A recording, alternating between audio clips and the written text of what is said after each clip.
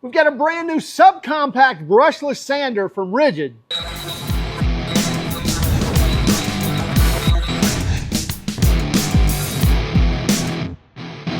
Well, this is the new RIDGID 5-inch random orbital sander. It's a 5-inch pad, has a brushless motor and 6 different speeds. Really, that's not true. It's kind of a completely variable speed dial, if you will. But let's dive in, see the features on this, and then we'll actually use it. Then we'll come back and talk about pricing, warranty, what we think of it. This is a brand new RIDGID sander that just released. It's the 18-volt subcompact brushless orbital sander. It does run a 5-inch pad, and the model number on this is the R870651.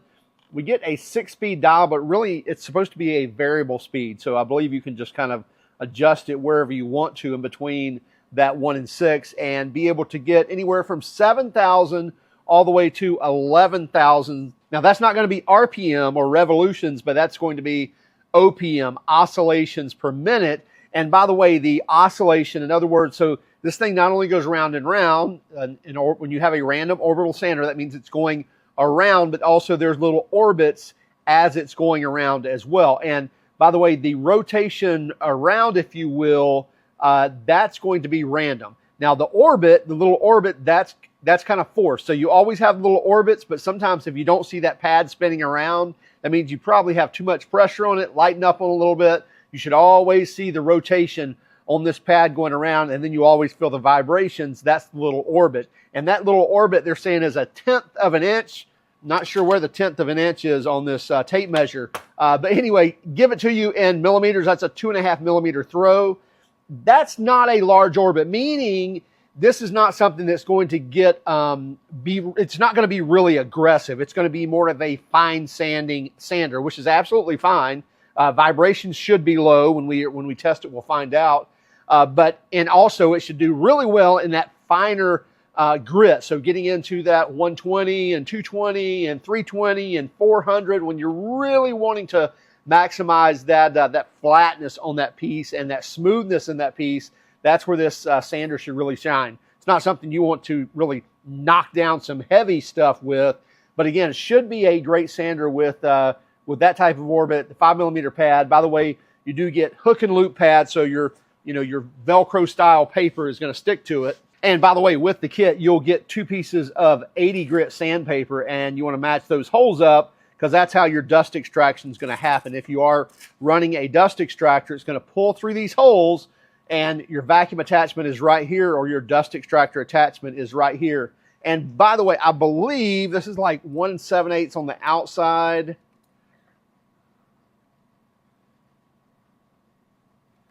Let's change to inches. Yeah, 1.5. So yeah, 1 7/8 on the outside, and on the inside should be 1 1/4. Yeah, so 1 1/4 on the inside, 1 7/8 on the outside. If you are hooking up your extractor with it, which we'll do it both ways. We'll run it with the dust bag, which is included, which just goes on and kind of does a quarter turn to lock into place. And it runs on their 18-volt platform. Obviously, that's the only platform RIDGID has anymore is the 18-volt. And you see that a 4 amp hour or 6 amp hour is going to go on there fine without hitting your piece that you're working on. Still almost balances out, so just a little bit of pressure to keep that flat. So obviously, here's our speed dial. Up here is our on-off button. So we'll push this to turn on and push to turn off. And then again, our speed is right here.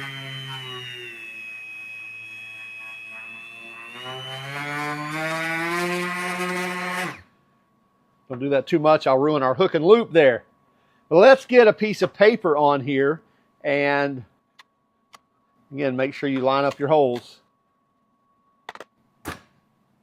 So let's get this out of the way, and we're going to get a piece of wood. And by the way, little tip here: if you're ever trying to take a piece of wood and sanding on it, and you're on another hard piece like a metal desk or like this, a stainless worktop, or another piece of wood, put a piece of, like this is kind of a liner you'd put down in drawers, cabinets, things like that. Very cheap for a roll of it, but works great to kind of keep things in position when you're sanding on them so they don't vibrate away. It still may move a little bit, but not near as bad as just being on the hard surface to hard surface. And it will protect that surface from getting scratched. Either this piece, if it's a nice piece, or your worktop if you don't want it scratched. Now we've got some nastiness right here. I believe somebody used some hot glue or something to try to glue maybe a flower pot down or something on this. Not sure. Actually, I know who did that, and may have to talk to them on what they were doing. But anyway, we got to get that off, as well as sand this back down to be retreated, as well as we've cut it down, and the edges need to be hit a little bit too. So just kind of a great little work piece here that we can try this out, see what we think about it. Again, we'll try it first with the dust bag. So you just put it on right there. About 1/8 of a turn, it locks into place. 80 grit paper that came with it, and let's go, we'll start at about 3, kind of in the middle.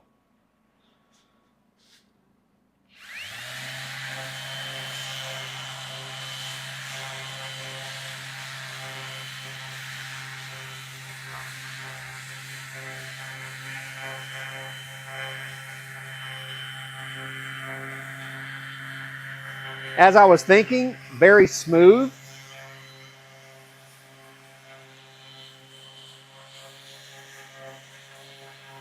And let's show you something here. We'll put us a little paint mark right here. And I'll put another one over here, maybe a double notch here. Just so we can see that this pad is moving. So I'll let you know here what I'm talking about. So see our single mark there. And you see that pad is rotating. You always want to make sure that pad is rotating, because if you can see I can stop that from rotating, and you're not going to get as even of a sand as if it continues to rotate like that. Now you want a little pressure on it. And by the way, it does a good job of continuing to rotate with a little bit of pressure on it. But don't put too much on it that you stop it and stall the pad. That's what you call stalling the pad. Same idea in buffing a car with an orbital sander or an orbital buffer. So let me give you an example when I'm talking about the rotation of the pad and the orbit of the pad.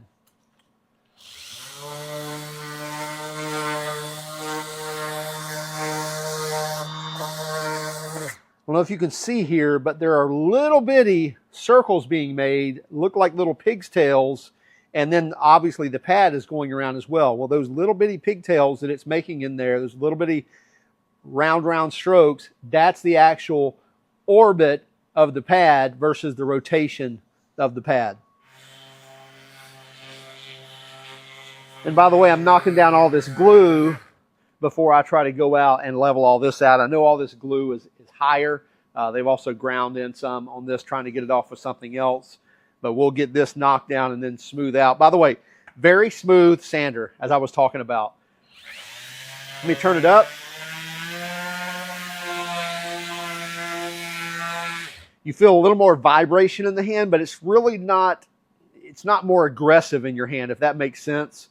So again, the frequency kind of goes up, but it's not hard to handle at all.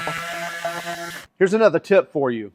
If you want to do better sanding, both in making better use of your time, in other words, being able to sand faster, and getting probably a better product in the end, step up your paper.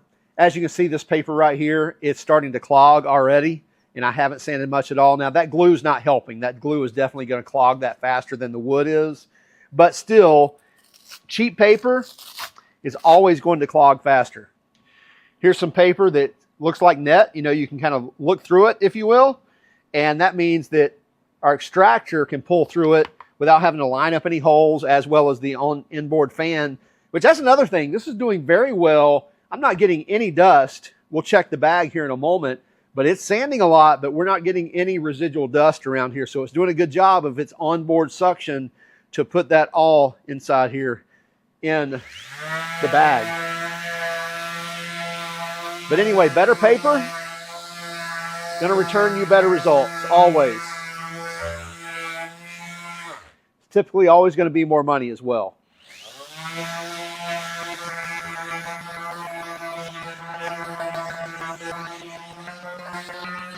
Now you'll see here when I'm leaning that up on the edge, number one, I'm glad that this sander has plenty of power to still not stall that.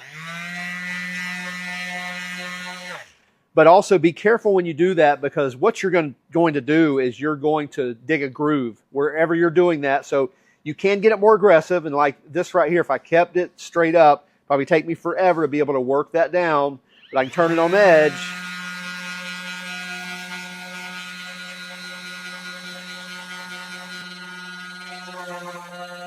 And I can knock that glue off a lot faster. But again, what you'll end up doing is creating a kind of a crater, if you will. So you got to be very careful when you do that. Also, you see I'm not picking it up. We're getting residual right here.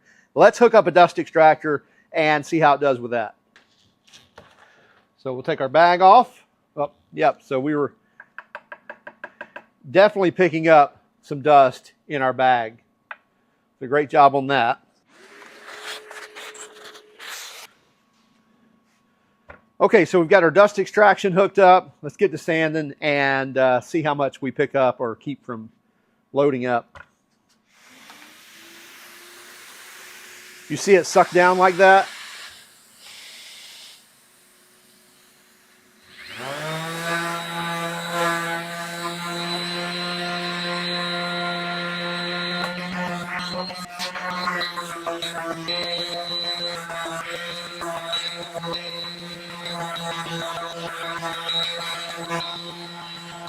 Now we see this residual right here that we got from leaning that on the edge.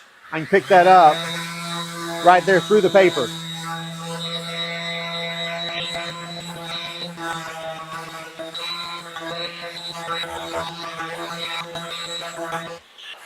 You see a lot of that glue definitely clogging up our paper on the edges.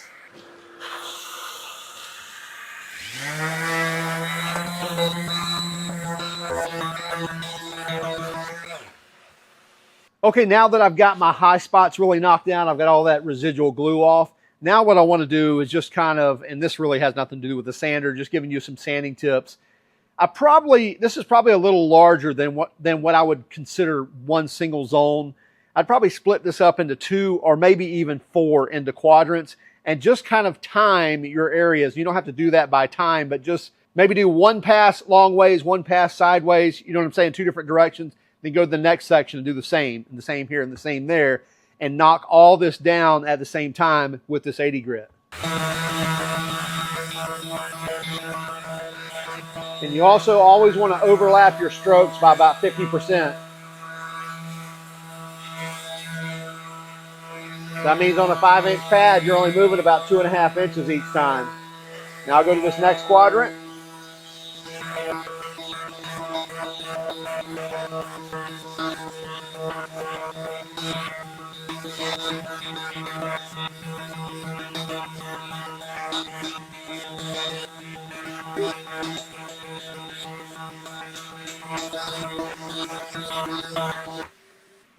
And now for the most part, we've got everything knocked down. We've got a few spots that are showing as low spots that we probably need to come back and hit with maybe the edge or feather those out, what have you. But by timing those different blocks, we've really got everything pretty level. There's a few low spots.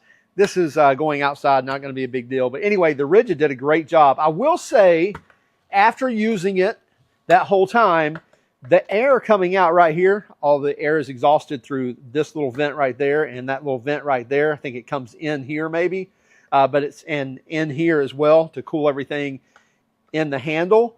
But if you get your hand wrapped around right there, you will feel that hot air. It's not burning me, but it's definitely a hot air. So you may want to just kind of keep your hand up here, but just wanted to share that. Not a big deal, but that was after it ran for a while. And by the way, we've still got half our bars left on our 4 amp hour battery. So that gives you any indication. We did knock down a lot of glue that was sitting on there, that was sitting on top there. We had to knock that down first and then be able to sand this. But that'll give you an idea about half a battery to do that size there. And just to give you an idea, I believe this is, I was going to say 18, but it's 21 by 21.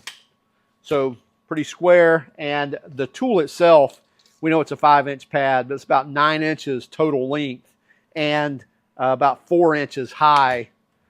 So pretty low profile, pretty compact or subcompact. That battery is probably the largest area and the pad itself. But other than that, very much in line the battery is with your hand and arm. So really not getting in the way, as well as if you're running a dust extractor. So that all kind of stays out of the way for you. Definitely recommend a dust extractor. Just a lot less cleanup when you're done. This thing does absolutely great. As I was mentioning, it's more on the fine side or the less aggressive side of sanding. Now, that doesn't mean that you can't throw on a piece of 40 grit or 60 grit and go to town and get some work done. But if you're doing large projects with the need to really almost grind stuff off, then you may want something that's got a more aggressive orbit on it. As we mentioned, this was a 2.5 millimeter or 1/10 of an inch orbit, so a larger orbit size is typically more aggressive and gets more work done, but again, on the heavier side. Now, this is great when you get into that finer paper, when you get into the 120, 220, and beyond, that finer orbit is going to do a better job at smoothing everything out. We also like the fact that when we were giving some pressure to it, we still had some rotation on the pad. So whether you're sanding wood, whether you're sanding a vehicle, whether you're polishing a vehicle, if you've got an orbital or a random orbital sander or polisher, you always want that pad rotating. Not just the orbit. The orbit is typically a forced rotation or a forced orbit, but the rotation of the pad happens just with the oscillation in the tool, and you can stall that or stop that, but you don't want to. That's when you're going to create those low spots and things like that. So always make sure that that pad is turning, and hey, you can take your pad, put some marks on it where you can look down and actually see that thing continues to spin. Now, the price on this is $139. That's a bare tool. You also get the RIDGID LSA, or the lifetime service agreement, but you do have to register the tool within 90 days of purchase. So whenever you buy this at Home Depot or homedepot.com, as soon as you get the receipt, go ahead and register the tool. Then you don't have to think about it anymore. And when you go to turn this in for warranty, you can go, yeah, well, let's look that up, and we can look it up by the serial number, and voila, you've got a lifetime service agreement. So be sure to register the tool as soon as you get it. Now, this should be hitting the shelves pretty shortly. I don't think it's available just yet. We'll have a link in the description if you're interested. Also, keep track of us on Instagram, Facebook, Twitter, and even TikTok. And if you don't mind, hit that like and subscribe button if you haven't done so already. And by all means, if you hated our video, well, give us a thumbs down. But let us know in the comments why. Have a great day. Keep smiling.